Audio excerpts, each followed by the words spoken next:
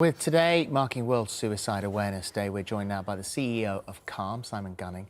What do you think was the impact at that time of Project 84?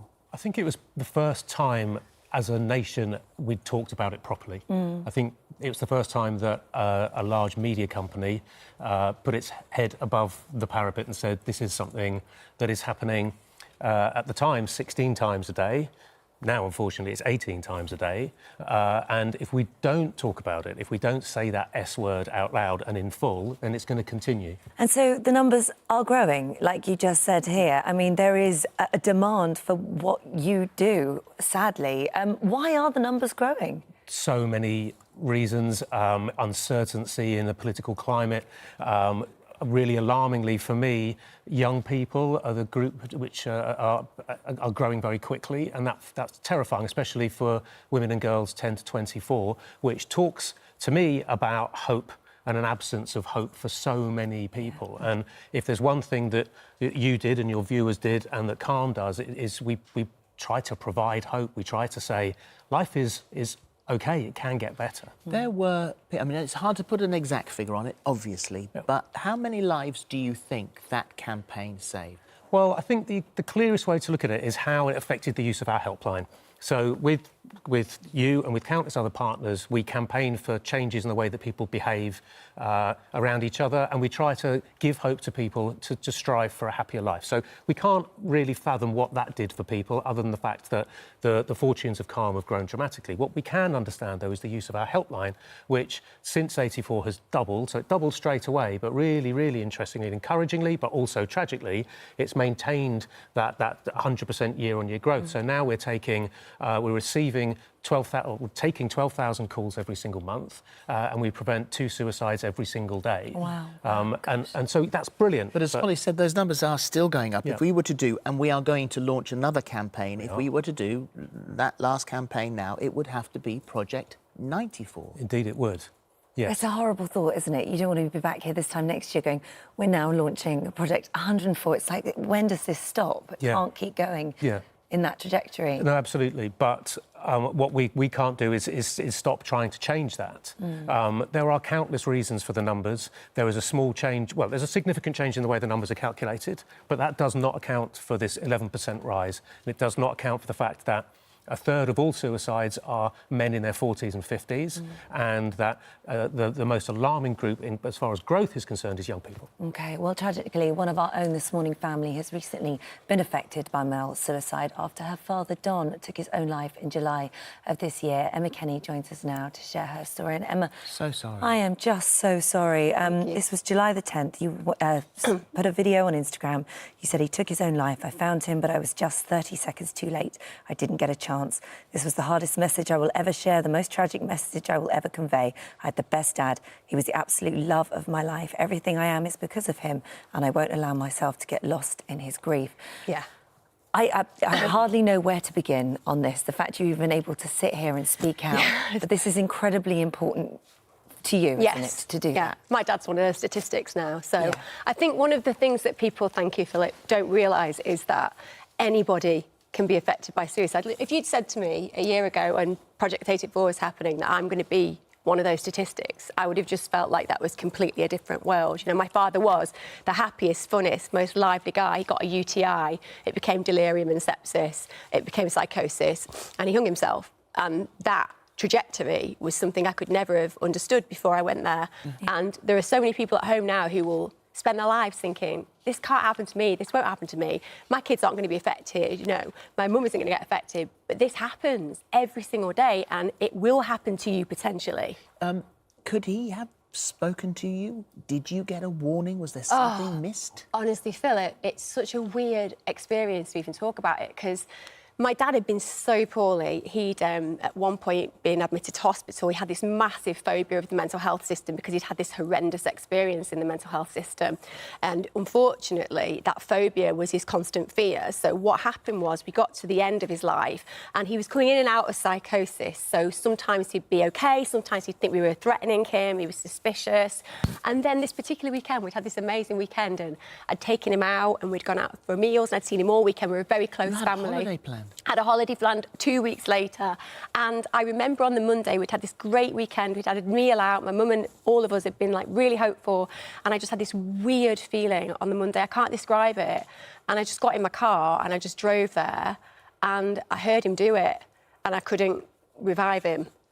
God. But in that moment, no. If you told me that day to bet my life he was going to be alive, I'd have bet my life. And that's the thing, I think, that for men of his age, they just don't talk about it, really. You know that he thought, and this is the reason we were giving that thing of giving up hope, he thought that everybody else would be better off without him here, right? His note was, that's the really hard bit, actually. He wrote, I love you all very much, but you're better off without me. Right, and this is clearly not the case. I mean, for anybody, like, literally, if there's one thing that I've learned from sharing my story and writing on Instagram and talking to people about it, like Simon, it's that this is the common thread, the common success story of people who kill themselves. They believe they're better off without them being on in your life. And what I want to say to anybody listening today is that the agony and the hole and the vacuum that's left from the loss, ring these guys, speak to somebody. I don't care whether you have to knock on a neighbour's door or ring a helpline here. The point is, you have such infinite meaning, like more meaning. I would give 5 years of my life for 5 minutes with my father.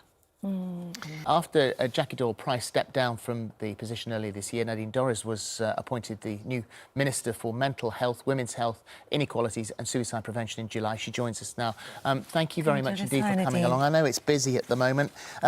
What's your reaction to the increase that Simon was talking about? Well, shock and dismay, because every suicide, every life lost is a tragedy. But what it does is identify the fact that, you know, there is so much more that everybody can do.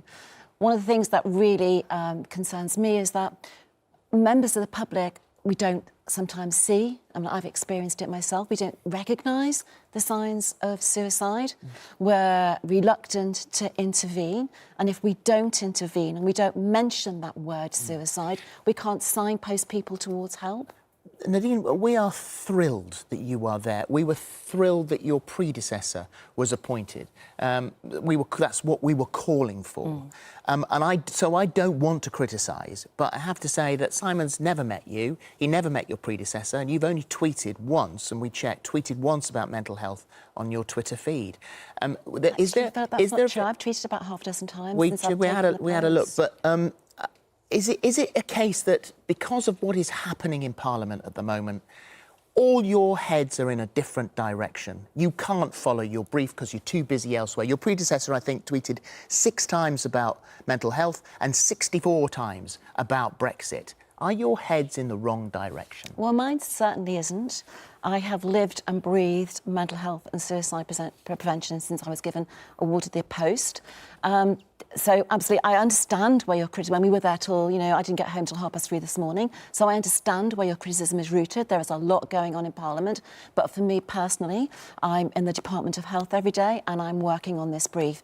What I would say is the fact that I'm sat here and Jackie was sat here before me is a manifestation of the government's commitment to do something about this. So, Holly, if I could just mention some of the things that we are doing that have been announced just recently, because this is actually at the heart, despite everything else, of what the government wants to do, is to reduce the number of suicides that take place. £2.3 billion in January announced. You're not going to do it because I'll tell you why. Because mental health services are completely being reduced. There are no accesses that, apart from charities who are taking the weight, there is no way you are going to have an impact. You're not going to have an impact by saying these things and giving us statistics and saying about money. We are the people who deal with the tragedies. And you telling us again and again and again what you're going to do. And then you know what? Well done. There's 10 more people dead this year, male, in this situation. Holly and Phil doing yet another drive because you guys consistently fail. And you cannot deny it, and you can sit here and try, but everybody at home, Simon, me, and all the people in charities know you rely on charities and services like them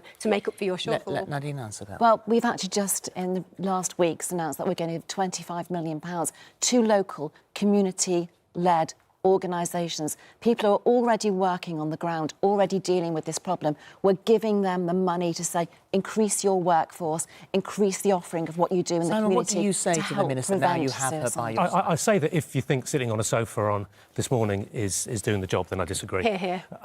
What a number like £25 million does not come anywhere near to solving anything. So what we know, it's a Public Health England number, is that every suicide costs the country £1.68 million, right? And there's now 18 a day, not 16 a day. The real cost is in the devastation of the people that we meet every day that are left behind. £24 million is not going to be doing anything. Let's just make that very clear. It's £2.3 billion. No, that's by 2.3 billion. 2023. Yeah, that's into mental health. You just talked about £24 million.